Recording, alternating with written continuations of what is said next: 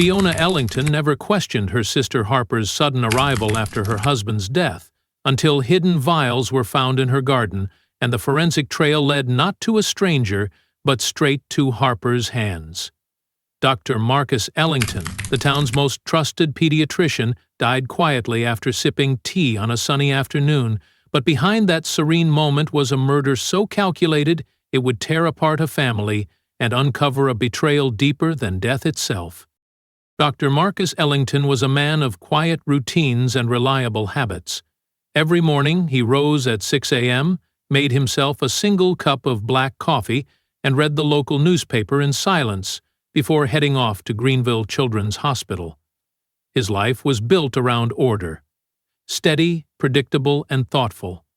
As a pediatrician, he was respected by colleagues and adored by patients. Parents trusted him with their children's lives, and his soothing demeanor earned him a reputation that stretched far beyond their small suburban town.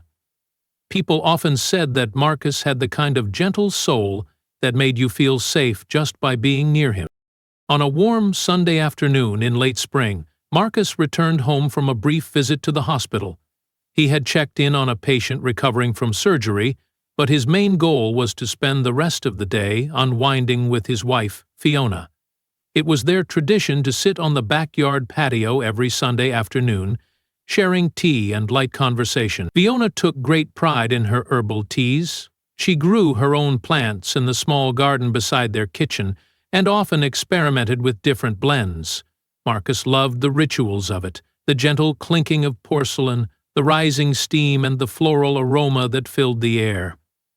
It was their quiet corner of the world, away from the noise of hospital corridors and phone calls. Fiona greeted him at the door with a soft smile, her apron dusted in flour from baking scones. She had already prepared a fresh pot of tea, a soothing blend of chamomile, hibiscus, and a hint of lemon balm. Marcus took off his shoes, loosened his tie, and followed her to the patio, which overlooked rows of blooming lavender and marigolds. Birds chirped softly in the trees above, and the sun cast golden streaks across the wooden deck. They sat down together in silence at first, listening to the rustle of leaves and the distant sound of a neighbor mowing his lawn. Fiona poured the tea into 2 delicate porcelain cups, ones they had purchased during a trip to France years ago. Marcus took a sip and complimented her on the taste, noting how the chamomile seemed more potent than usual. Fiona chuckled, saying she had added extra petals because the batch was nearing harvest. For the next hour they enjoyed the tea, the pastries, and the comfort of each other's company. Fiona told Marcus about the neighborhood gossip, the new couple who had moved in 2 houses down, and how the dog next door had dug up their hydrangeas again. Marcus smiled and nodded, occasionally rubbing the back of his neck. He had complained of mild fatigue earlier in the week, but he chalked it up to stress and long hours. Fiona offered to schedule him a checkup, but he waved it off, insisting he just needed rest. It was around dusk when Marcus first mentioned feeling lightheaded. He stood up to take the empty cups back inside and had to steady himself against the table. Fiona followed him, concerned, but he brushed it off with a quiet laugh, claiming the sun had gotten to him. She noticed a faint sweat on his forehead, but he reassured her. He insisted on taking a shower and lying down for a bit. Half an hour later, she heard a crash. Rushing upstairs, she found Marcus collapsed in the hallway just outside the bathroom door. His skin was clammy and his breathing was shallow. Fiona immediately called 911, her hands trembling as she tried to perform CPR under the dispatcher's instructions. Paramedics arrived within minutes, but by then, Marcus was unresponsive. They rushed him to Greenville General Hospital, ironically the same facility where he had saved countless lives. Doctors worked tirelessly, but the efforts were in vain. At 8:42 p.m., Dr. Marcus Ellington was pronounced dead. The initial cause listed was sudden cardiac arrest. Fiona stood in the hallway in disbelief. Her hands stained with remnants of dried tea, her heart shattered. Everyone, including the medical team, believed it was just an unfortunate tragedy. No one considered that a quiet cup of tea on a warm Sunday afternoon might have been the beginning of something far more sinister. The days following Marcus Ellington's sudden death unfolded in a fog of disbelief and aching silence. Fiona drifted through her once orderly home like a shadow, moving between rooms without purpose, her world now hollow. Sympathy cards stacked on the entryway table, half read and quickly forgotten. Neighbors brought casseroles she couldn't bring herself to eat. Friends called to offer condolences, their voices sounding far away like echoes from another life. Fiona had always been strong, capable, and deeply grounded, but Marcus had been the center of her world. Without him, everything felt unanchored. 3 days after the funeral, her younger sister Harper arrived from out of town. Fiona didn't even remember asking her to come, but there she was, standing at the door with a suitcase in one hand and a bottle of wine in the other. Harper had always been the free spirit of the family, bright, charming, and perpetually restless. She lived a nomadic life, jumping from one city to another, often without notice, while Fiona settled into marriage, career, and domesticity. Harper chased art shows, spontaneous trips, and unfinished dreams. The sisters had grown apart in recent years, not out of conflict, but out of sheer difference in paths. Still, Fiona welcomed her presence with gratitude, glad for any comfort in the empty house. Harper moved in temporarily to help Fiona cope. She took over cooking, cleaning, and answering the phone when Fiona didn't have the strength. In those early days, Harper was warm, attentive, and even surprisingly grounded. She brought color back to the dim household with her upbeat nature and witty remarks, offering Fiona moments of reprieve from the crushing weight of loss. She even helped Fiona begin the painful task of sorting through Marcus's belongings, his clothes, medical journals, and neatly organized files in his home office. But as the days passed, Fiona began to notice things that didn't quite sit right. At first, it was small details. Harper asking overly specific questions about the tea Fiona had made the day Marcus died. She wanted to know what blend it was, which herbs were used, and where they were grown. Fiona didn't think much of it initially.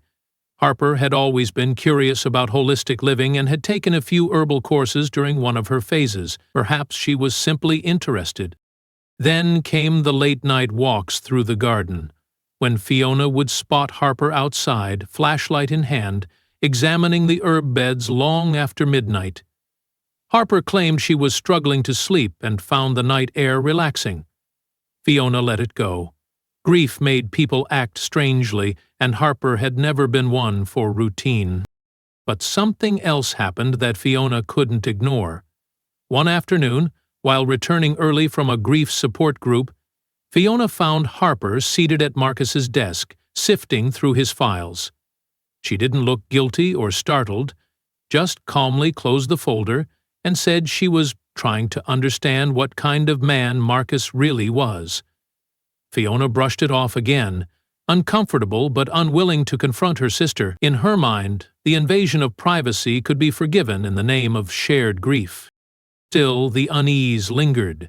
Fiona began to wonder if Harper's presence, though comforting at first, was becoming invasive.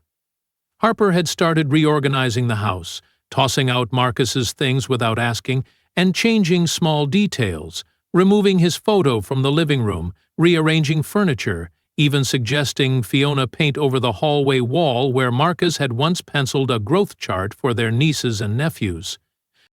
But the most unsettling moment came late one night when Fiona caught Harper standing in the kitchen, staring into the open tea cupboard. Her expression was distant, almost analytical.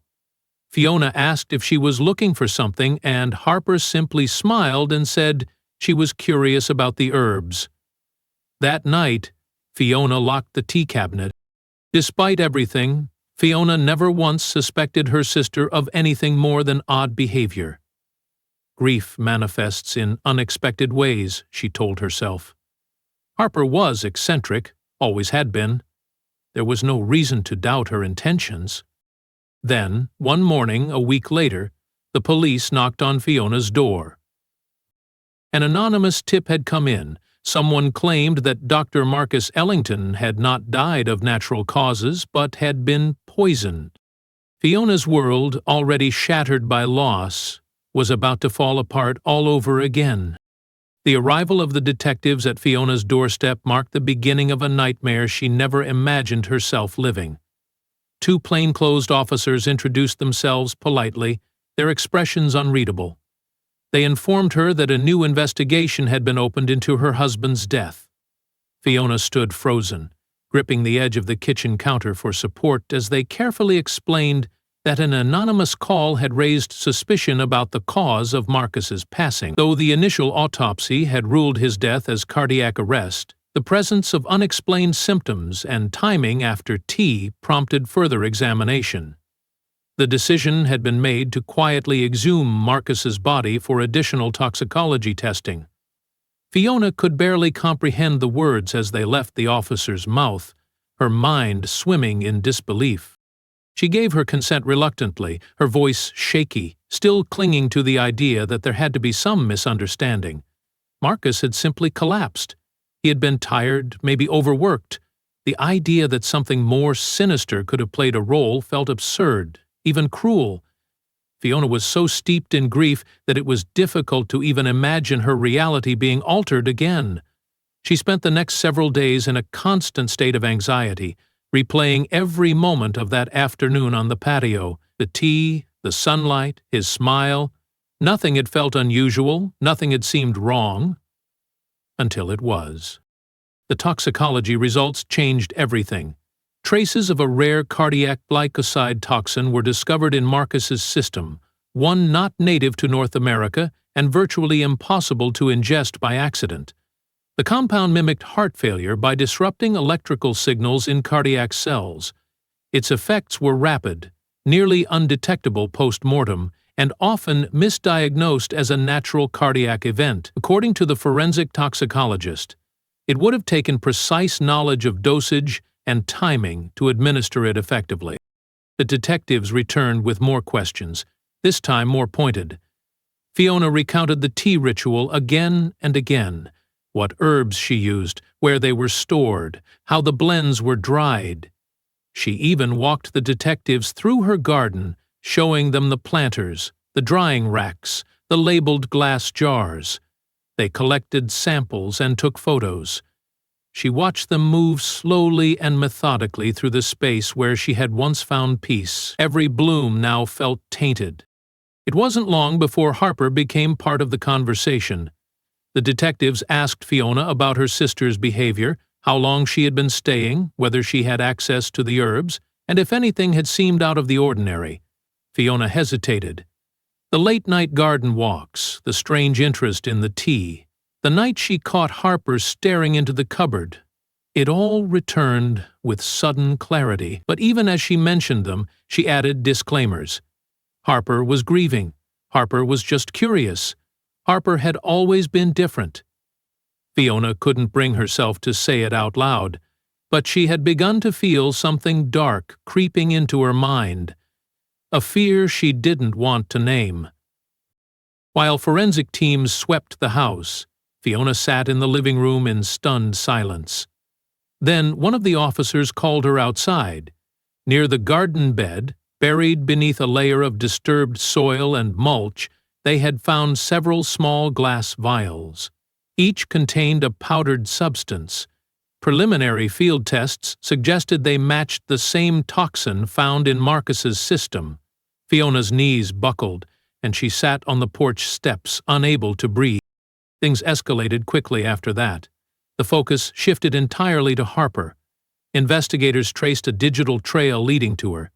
Emails recovered from Harper's old laptop revealed she had been researching rare botanical toxins months before Marcus's death.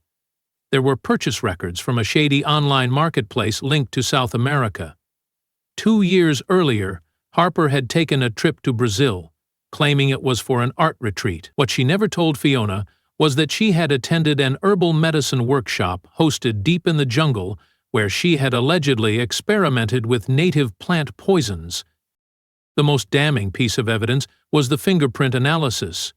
One of the vials from the garden had a clear print that matched Harper's.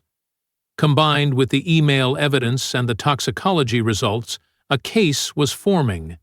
One Fiona could no longer ignore. It was then that Fiona realized something even more chilling. The anonymous call that triggered the investigation had likely come from Harper herself. It was a distraction, a manipulation, a strategy to deflect suspicion. But if that was true, then the story was far more twisted than Fiona had ever imagined.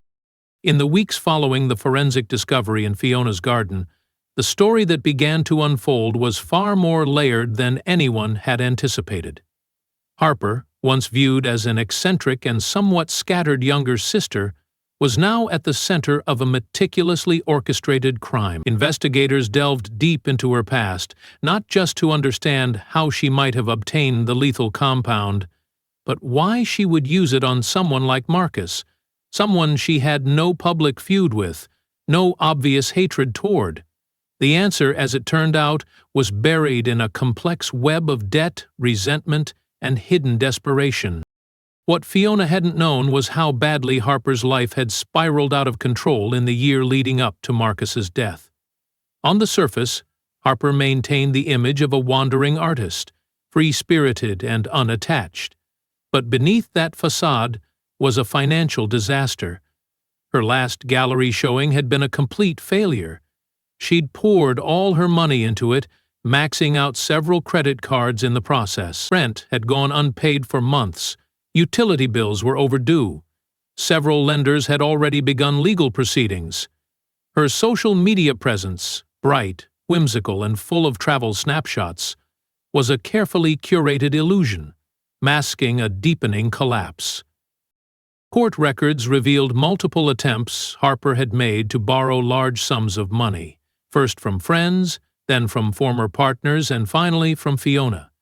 Fiona had no memory of the requests being anything more than casual comments, passing remarks about being tight on cash or needing help just until the next thing came through. But there were emails, several of them, in which Harper explicitly asked for money and referenced Marcus as being the roadblock. In one message, she complained bitterly about Marcus's influence, calling him controlling and accusing him of keeping Fiona on a short leash. Fiona was stunned. She had never imagined that Harper had viewed Marcus that way, or that she had resented him with such intensity. One particularly disturbing email painted a clearer picture. Harper wrote, "He's not going to be around forever, you know, and when he's gone, you'll finally be free to help family the way you want to. You'll see." That sentence became a central point in the investigation, establishing not just motive, but premeditation. Combined with the proof of her fingerprint on the buried vial and the confirmed shipment of the toxin to an alias linked to Harper's email address, the evidence was now overwhelming. The final confirmation came from voice analysis. Investigators had obtained a copy of the anonymous call made to tip off the authorities. While the caller used a disguised voice, audio forensics matched the rhythm, tone, and speech patterns to recordings of Harper's voicemails. Experts were nearly certain Harper had made the call herself. The theory was chilling but plausible. By alerting the police anonymously, she had hoped to steer the investigation away from herself. A poisoned man who died after drinking tea made by his wife? All signs would point to Fiona. Harper likely believed that by inserting herself into the center of Fiona's grief, she could stay close enough to control the narrative, maybe even help Fiona navigate a possible legal fallout, while quietly ensuring no suspicion ever reached her. It was manipulation of the highest level, carefully calculated and coldly executed. Fiona struggled to process the mounting revelations. Each new detail felt like another stab to the heart, another layer of betrayal she couldn't comprehend. This wasn't just about her husband's murder. It was about being played, lied to, and used by the person she trusted most. Her own sister had walked into her home after the funeral, comforted her, cooked meals in the same kitchen where the poison had been prepared, and slept under the same roof, all while knowing exactly how Marcus had died. The arrest happened quickly once all the evidence was secured. Harper was found at a downtown cafe, sipping espresso and sketching in her notebook as if nothing had changed. She didn't resist. In fact, according to one of the detectives, she looked almost relieved when the cuffs were placed on her wrists. Fiona watched the news footage in silence from her living room, her face pale, her hands folded tightly in her lap. The woman being led away in handcuffs wasn't just a murderer. She was her sister, her family, the last person she thought she could ever lose. And yet, somehow, she had lost everything. The courtroom was cold, quiet, and heavy with tension. Fiona sat on the witness stand, her hands trembling slightly, the weight of the past few months pressing down on her like a stone. She had prepared for this moment as best she could, but nothing could have fully readied her to face Harper again. Not like this. Not in front of a judge. Not across a courtroom divided by betrayal and murder. Dressed in a simple dark suit, Harper looked emotionless, her eyes fixed forward, avoiding Fiona's gaze. The sister who had once braided her hair, laughed with her over childhood memories, and held her during Marcus's funeral, was now the one accused of poisoning him to death. The prosecution laid out the case methodically, sparing no detail.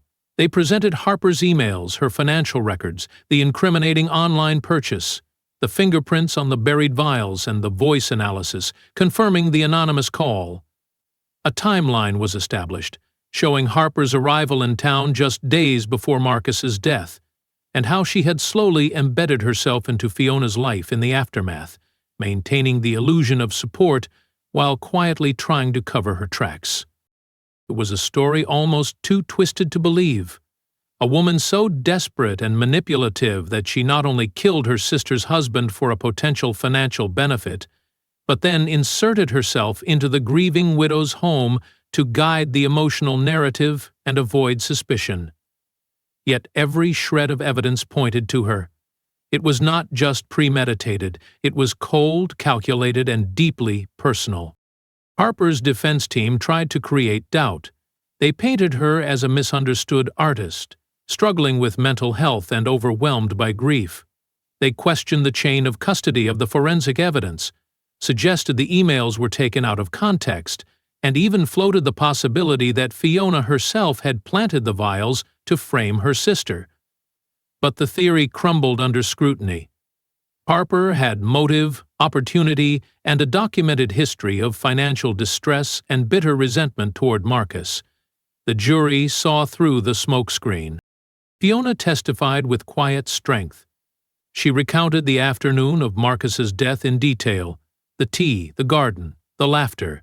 She spoke about Harper's behavior after his passing, the odd questions, the late-night wandering, the intrusion into Marcus's office, and the strange stare into the tea cupboard.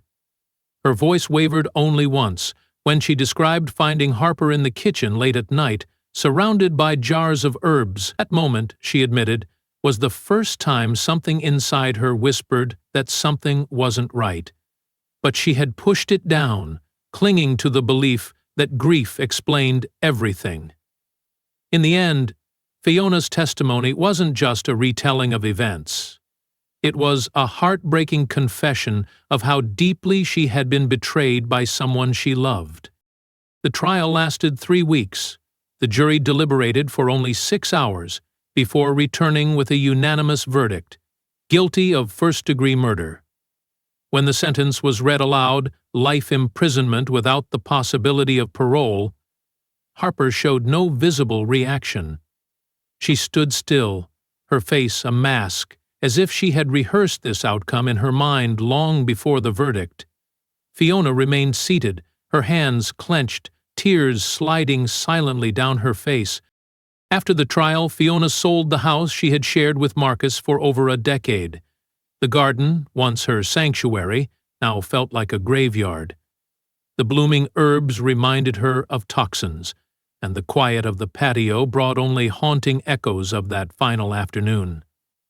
She left Greenville and moved across the state to start fresh, away from the whispers, away from the shadows of the past. She never visited Harper in prison. She never answered the letters her sister sent from her cell. Fiona kept one photo of them together, taken years ago at the beach when they were both laughing, sunburned, and free. Sometimes she looked at it, not to remember who Harper became, but to mourn the sister she used to be. To the outside world it was a story about greed, poison, and betrayal. But to Fiona, it would always be something much deeper. A quiet Sunday afternoon that destroyed her life, not with a gunshot or a scream, but with a single cup of tea shared with the people she loved most.